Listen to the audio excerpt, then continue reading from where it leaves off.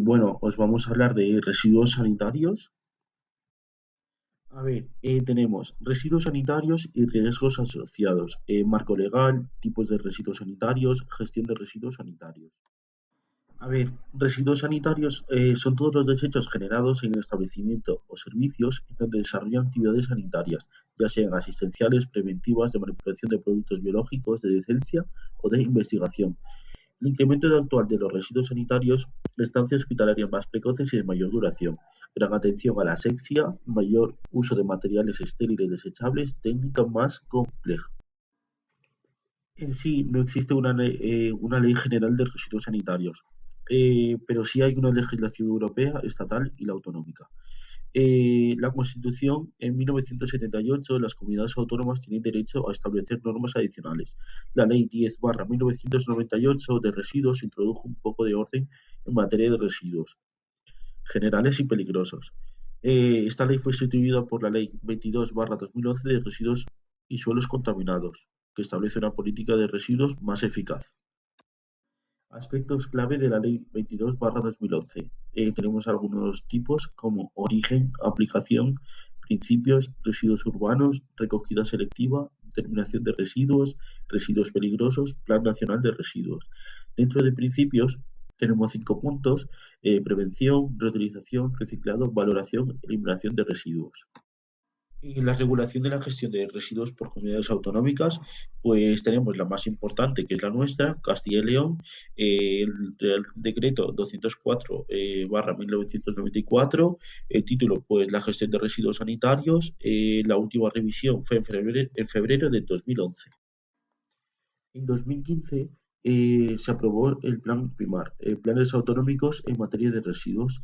Está el Plan Estratégico de Residuos del Principado de Asturias, PERPA 2014-2024, el Plan Integrado de Residuos de Castilla y León, PIRCIL 2016-2022, Plan Integrado de Residuos de Extremadura, PIREX 2016-2022. Tipos de residuos sanitarios. Otra vez volvemos al de Castilla y León, que es el nuestro. Opta por una clasificación de 4 grupos y se denominan Grupo 1, residuos asimilables a urbanos; Grupo 2, residuos sanitarios no específicos; Grupo 3, residuos sanitarios especiales; Grupo 4, residuos tipificados en normativas específicas. Son residuos sólidos generados en centros sanitarios, pero con origen de actividades cotidianas, no sanitarias. No presentan ningún riesgo para la salud humana. Dentro de estos tipos tenemos material de la hostelería, material de actividades administrativas, mobiliario de centro hospitalario, residuos de jardinería, envases vacíos, medicamentos, pilas y baterías, todo el material que haya sido previamente sometido a tratamiento y descontaminación y esterilización. Son aquellos no infecciosos procedentes de la actividad sanitaria directa. Por su naturaleza y su composición, no son residuos de riesgo. Solo son peligrosos para el personal sanitario, que está en contacto directo con ellos, y para pacientes inmunodeprimidos. Tenemos materiales de cura como gasas, algodón, material textil de fluidos corporales de pacientes no infecciosos, bolsas vacías de orina, equipos vacíos de gotero, sistemas recipientes de alimentación parenteral, material manchado de sangre o fluidos, guantes, filtros, pilas. Son residuos potencialmente contaminados, por lo que pueden generar un riesgo para la salud de las personas, tanto dentro como fuera del centro sanitario. Hay algunos tipos: residuos sanitarios infecciosos, residuos anatómicos, residuos que contengan sangre o hemoderivados en forma líquida, agujas y material punzante, animales de experimentación, cultivos y reservas de agentes infecciosos. Son aquellos residuos especiales no incluidos en el tipo 3, cuyo tratamiento se regula por una normativa específica, según su especial peligrosidad o características especiales. Son los siguientes tipos: residuos citotóxicos, residuos de medicamentos no citotóxicos, residuos de sustancias químicas, restos anatómicos de entidad, residuos radiactivos. Los residuos de sustancias químicas tenemos dos tipos: pueden ser residuos químicos líquidos, residuos químicos sólidos. En los etiquetados debemos encontrar, ya que pueden provocar riesgo sobre la salud del personal que los manipula. Este etiquetado debe dejar muy claro con qué tipo de productos estamos trabajando. En la etiqueta deben incluir pictogramas de peligro, identificación del producto, datos del proveedor, identificaciones de peligro y consejos de prudencia. Entre los pictogramas que se pueden encontrar en las etiquetas de las sustancias químicas están peligros físicos: explosivo, inflamable, comburente, gas a presión en un recipiente, corrosivo. Peligros para la salud: tóxico, toxicidad aguda, cancerígeno. Y peligro para el medio ambiente: peligro. Sistema de gestión de residuos: tenemos justificación, objetivos de la gestión de residuos sanitarios, normativa, responsabilidad, plan de gestión intracentros de residuos, valorizar los residuos. Dentro de los objetivos están minimizar, valorar, prevenir riesgos reales, tratar solamente, disminuir costes, reducir la contaminación.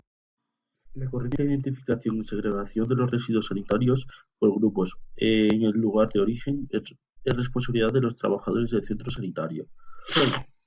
Se cumplen unas siguientes normas. Cada tipo de residuo debe ser recogido en un recipiente o contenedor correspondiente. Los recipientes, las bolsas y los contenedores que contienen residuos sanitarios no se deben llenar en exceso ni compactar nunca. Los contenedores deben tener un volumen mínimo antes de retirarse para que la gestión sea sostenible, es decir, rentable. Las bolsas no se han de transportar abiertas ni deben ser arrastradas por el suelo. Todos los contenedores son de un solo uso. Los recipientes se depositarán en el suelo para prevenir caídas.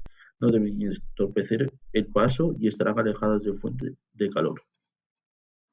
Es importante contribuir al reciclado, es decir, utilizar los contenedores adecuados para depositar cada residuo: el contenedor azul, papel, cartón; contenedor verde, vidrio; contenedor amarillo, para envases; contenedor verde oscuro, para residuos orgánicos y resto. Los residuos se deben depositar en bolsas normalizadas que deben ajustarse a unas reglas establecidas, fabricadas en plástico, impermeables, opacas, resistentes. La gestión de residuos no específicos requiere precauciones especiales dentro del centro sanitario donde se maneja. Se recogerán en bolsas o recipientes normalizados, opacos, impermeables, resistentes a la humedad de la rotura, generalmente de carga de 220 miligramos centímetros cuadrados, de volumen y color determinado. Cada bolsa llena se suele introducir en un mayor tamaño y resistente del mismo color, y una vez cerrada se mete en contenedores que suelen tener la tapa de color verde. Se deben utilizar guantes para evitar el contacto directo con el residuo. Hay que tener algunas precauciones especiales. Los residuos sanitarios específicos se recogerán en bolsas de gran grosor, carga 400 miligramos centímetros cuadrados o más, o recipientes homologados. Las siguientes características: bolsas o contenedores rígidos o semirrígidos y opacos, de libre sustentación, con superficie lisa, impermeable y ligeros para su fácil transporte, resistentes a golpes, perforación o rotura, con tapa de cierre automático de color normalmente amarillo. No generan emisiones tóxicas por combustión. Luego, los residuos cortantes y punzantes se recogerán en recipientes especiales rígidos y más pequeños, que no se llenarán más de dos tres cuartas partes de su capacidad. Dispondrán de un sistema de cierre automático e irreversible, lo que no deben cerrarse hasta no estar completos, y deberán estar rotulados con una indicación: residuos específicos de riesgo. Residuos químicos se recogerán en contenedores homologados e convenientemente identificados con la etiqueta material contaminados químicamente.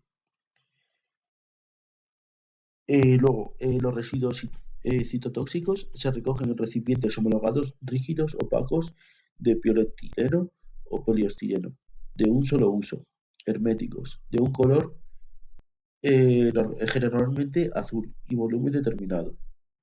Deben ser resistentes a la rotura, así como a agentes químicos o a materiales punzantes.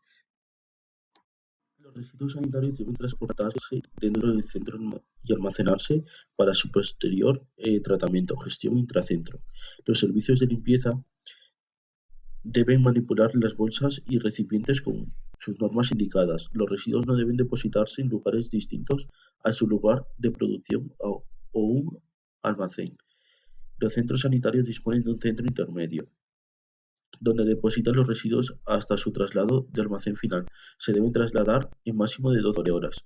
Almacén final: local grande, buena iluminación y ventilación, señalizado y delimitado y aislado.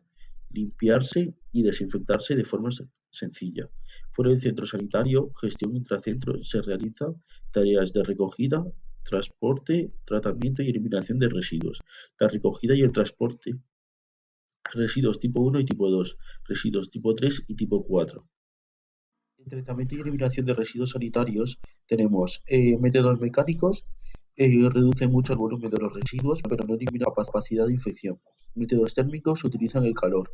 Métodos químicos no reducen el volumen de los residuos, pero los neutralizan químicamente.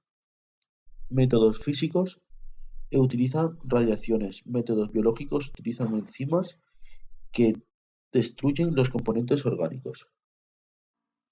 La esterilización por autoclave, este método es muy efectivo para la destrucción de microorganismos. Se basa en el incremento de la temperatura hasta unos 135 grados centígrados, con unas condiciones a presión de 2,2 atmósferas y durante un tiempo de unos 15-20 minutos aproximadamente.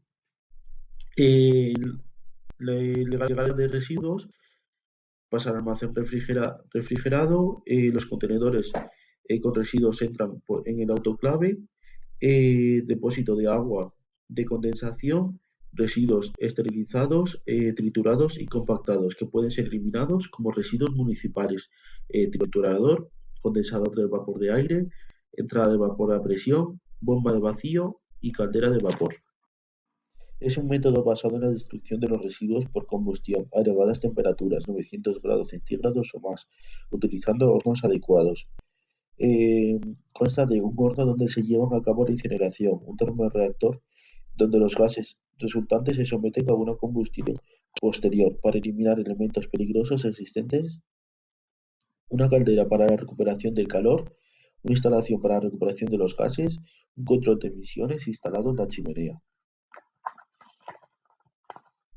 Los principales inconvenientes de la incineración frente a la esterilización por autoclave son: la incineración en realidad no elimina los residuos, sino que los transforma.